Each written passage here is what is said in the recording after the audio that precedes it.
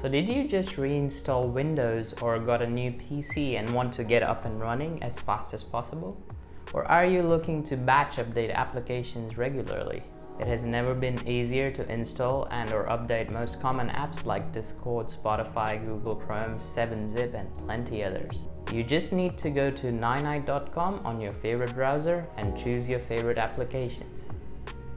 Then click on Get Your Ninite and that'll download a really small installer file, which is normal.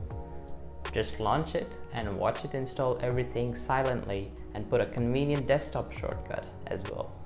If you want to update your apps, follow the same steps as shown before and run the installer. There is nothing different.